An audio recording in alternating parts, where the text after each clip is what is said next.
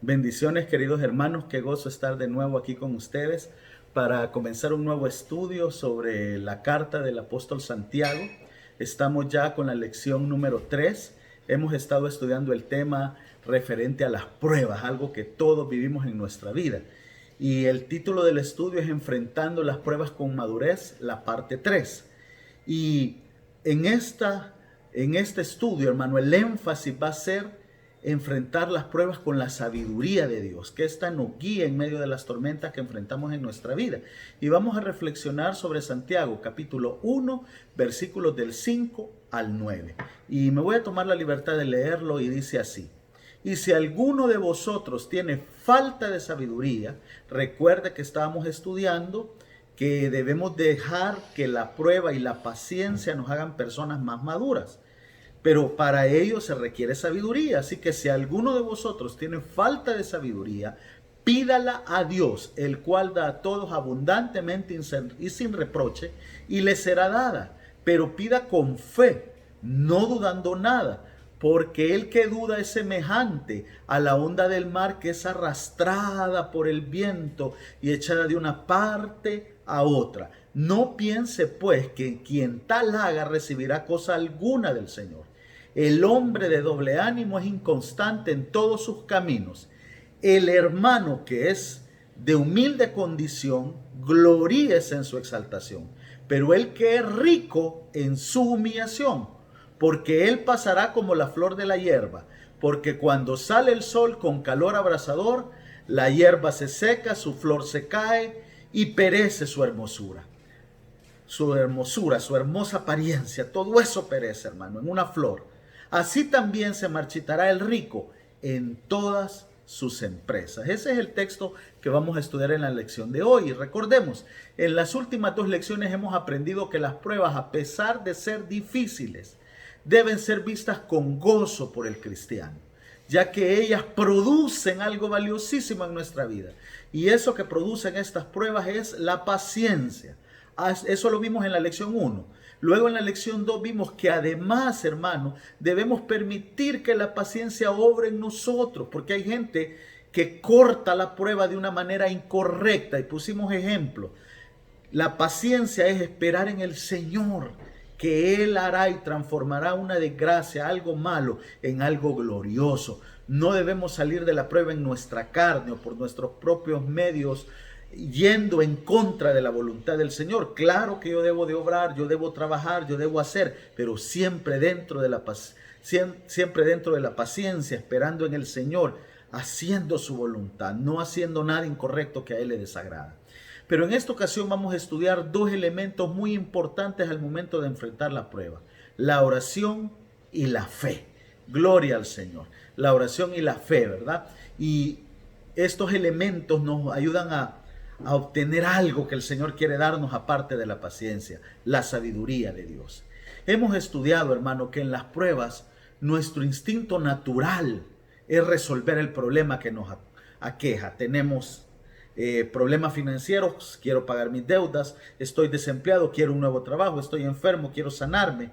Pero realmente lo que nos dice Santiago es que lo que está a prueba es nuestra fe.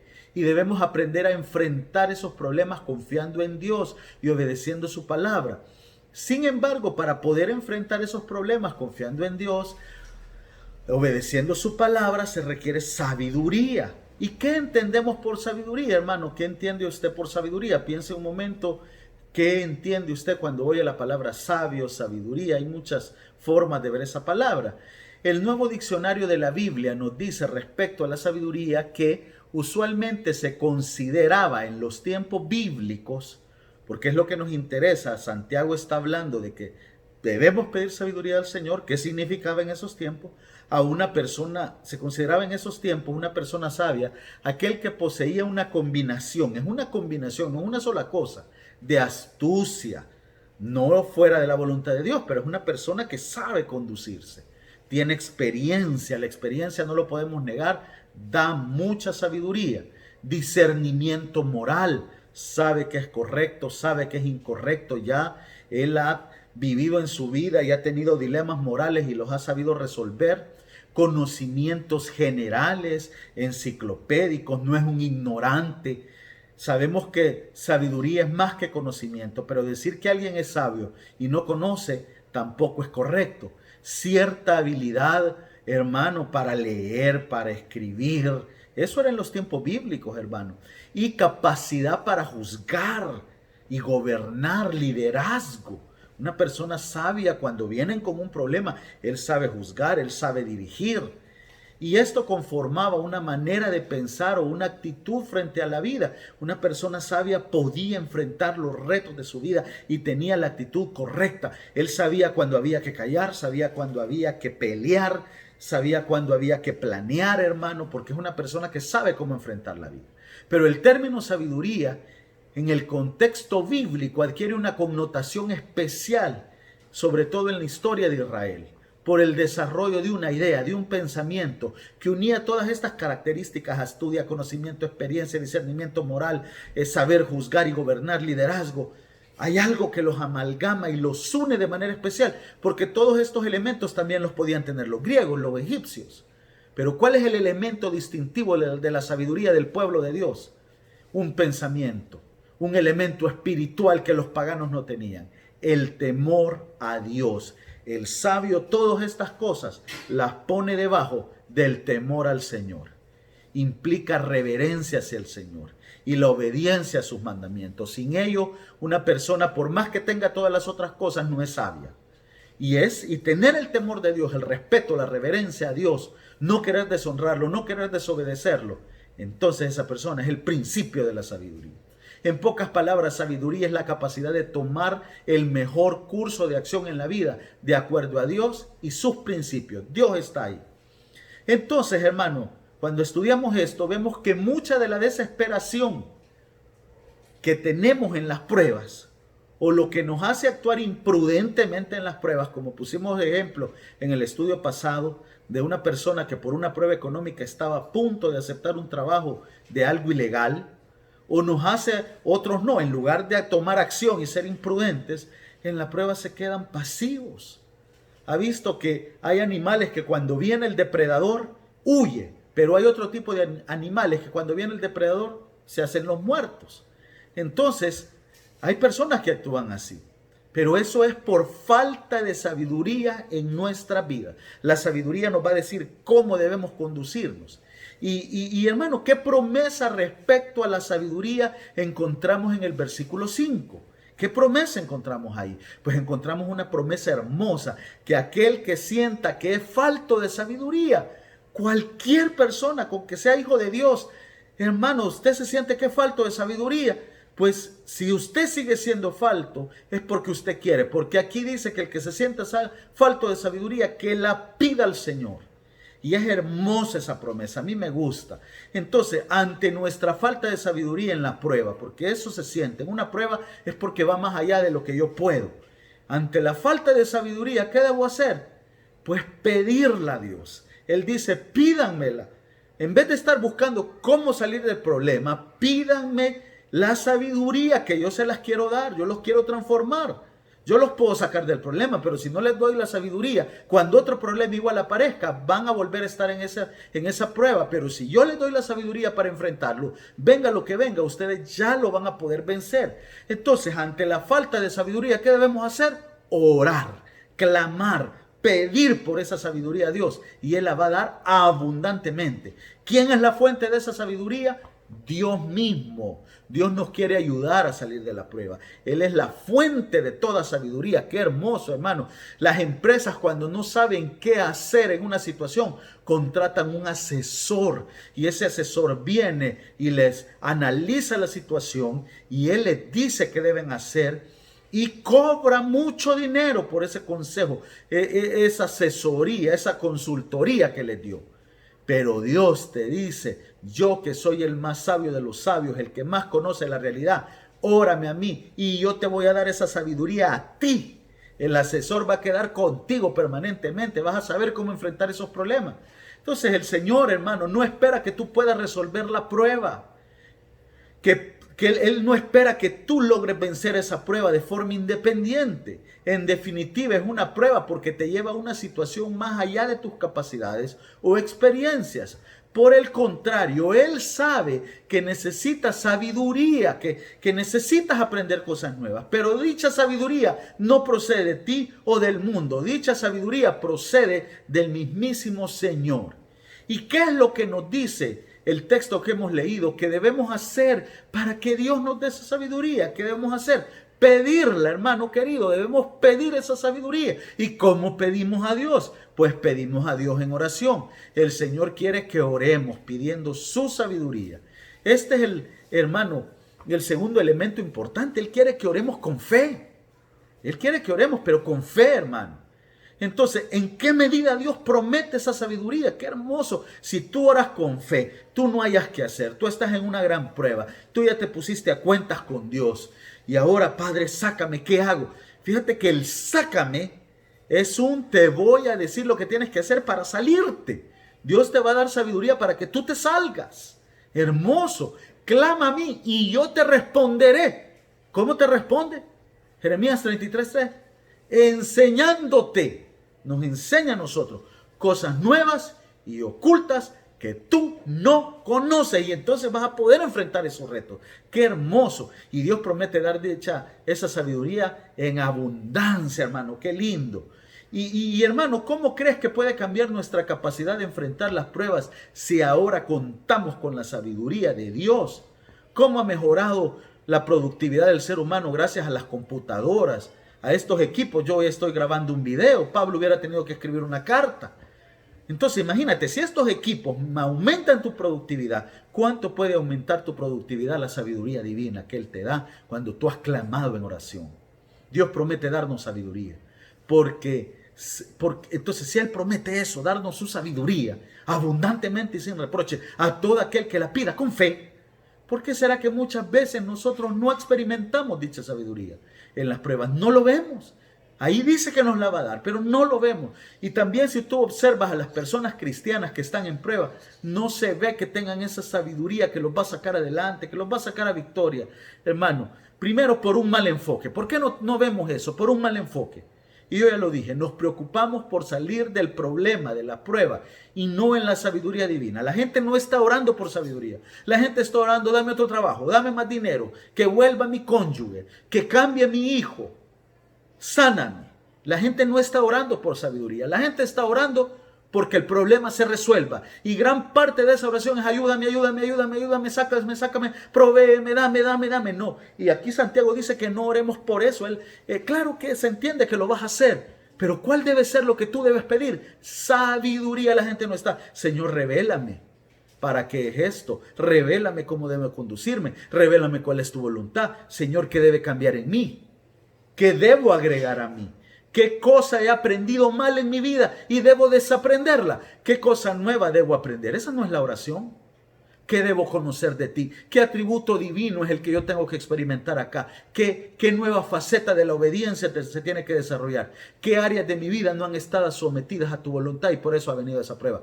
Dame sabiduría, Señor, dame sabiduría. No viene a la mente esa oración, solo es ayúdame, provéeme, sáname, libérame.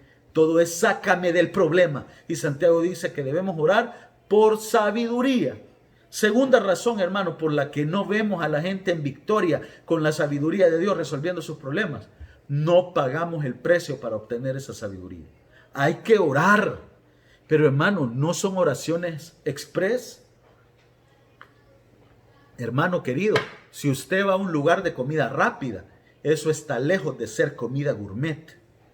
La comida gourmet, hermano, se tarda en preparar. Cuando tú llegas a un restaurante gourmet, tú lo pides y en el instante te lo dan.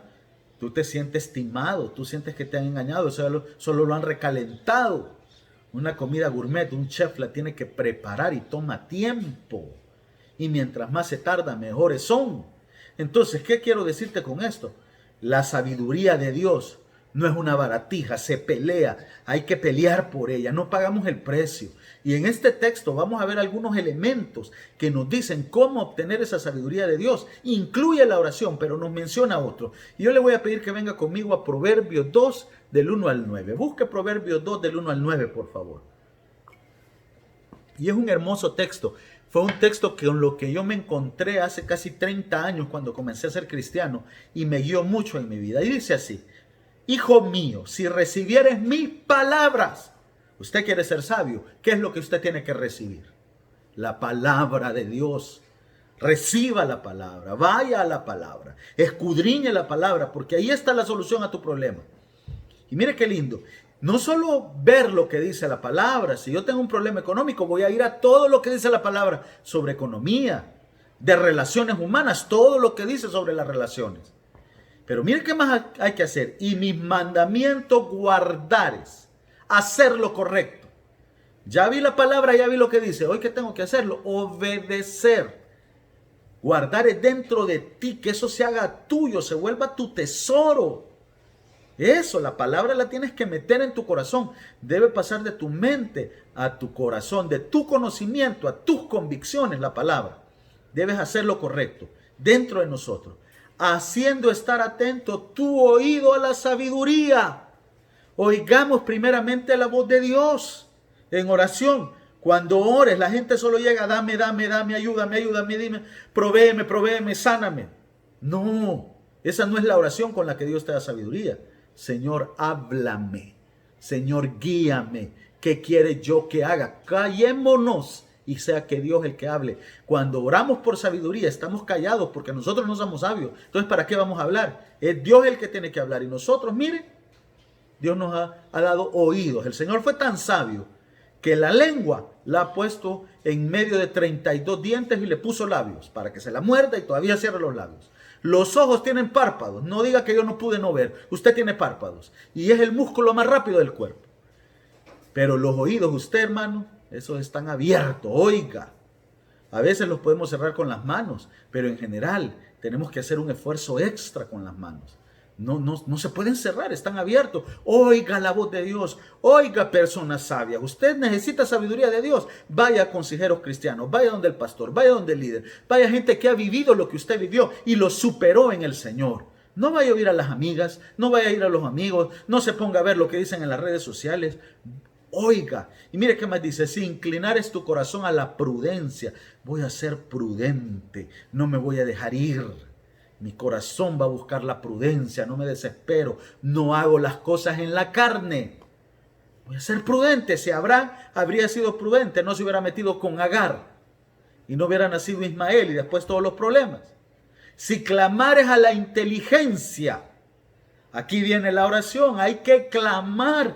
Clamar, hermano, no, Señor, provéeme, no, clame, haga ayuno, ore todo el tiempo que usted necesite hasta que reciba la revelación de Dios. Clamar es que usted está desesperado pidiendo. Si clamar es a la inteligencia, usted está clamando por la voluntad de Dios. Y a la prudencia dieres tu voz.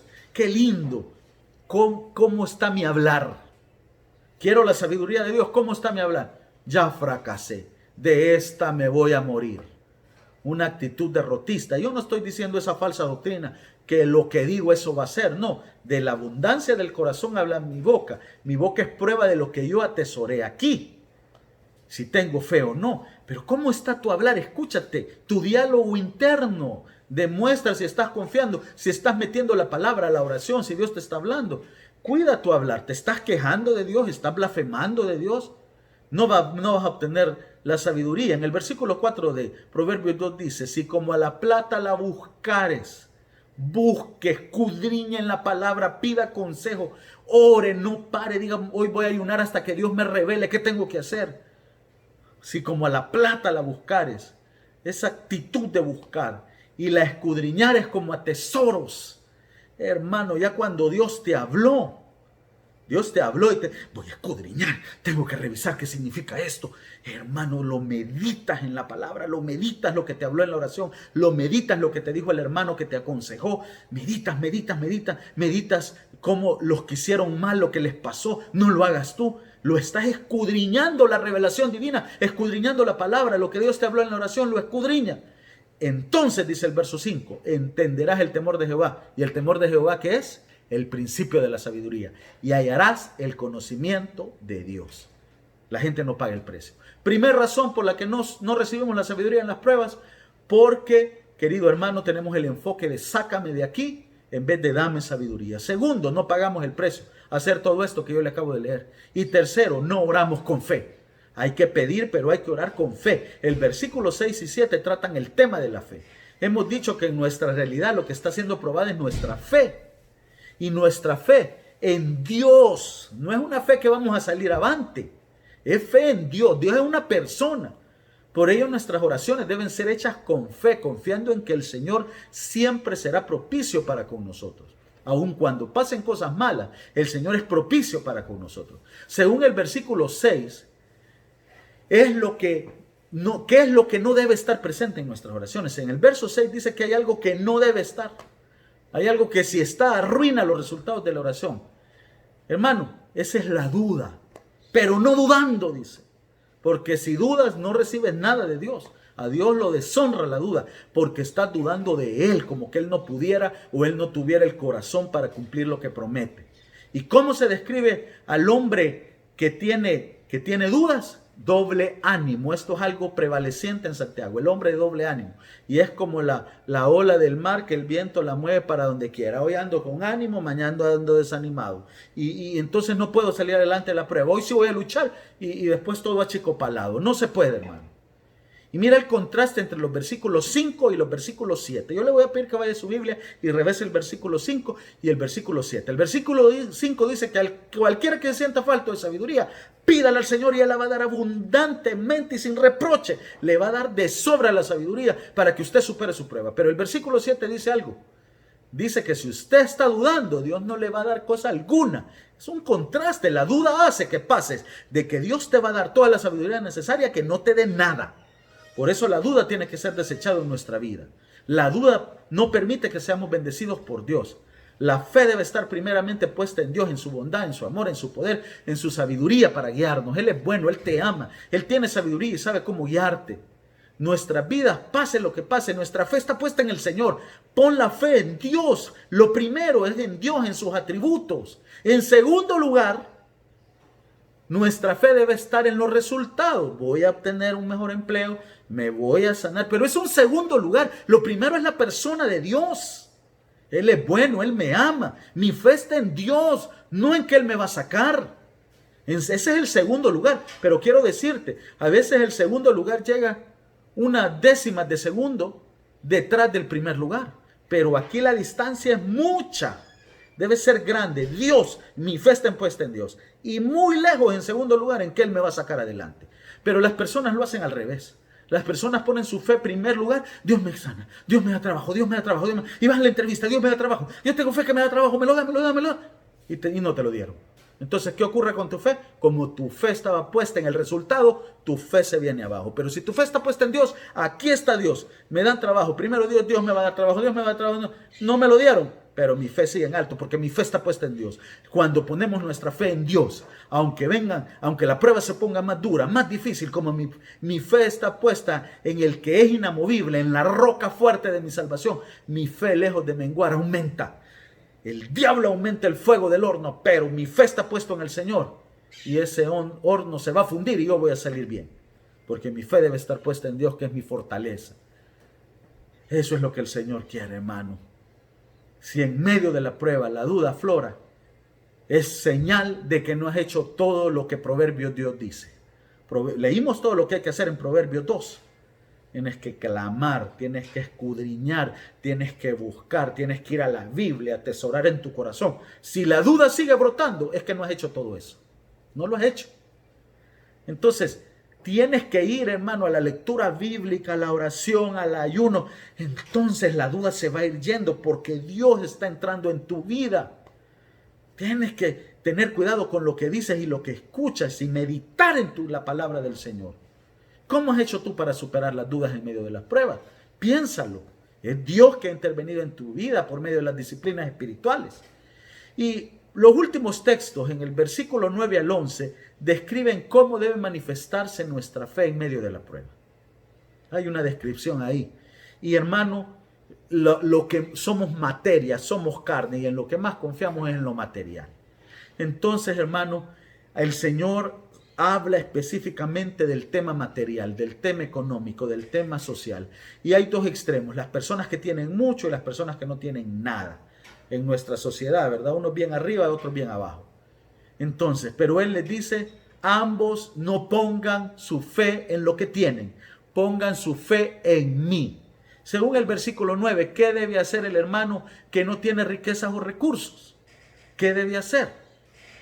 Ahí le dice el Señor.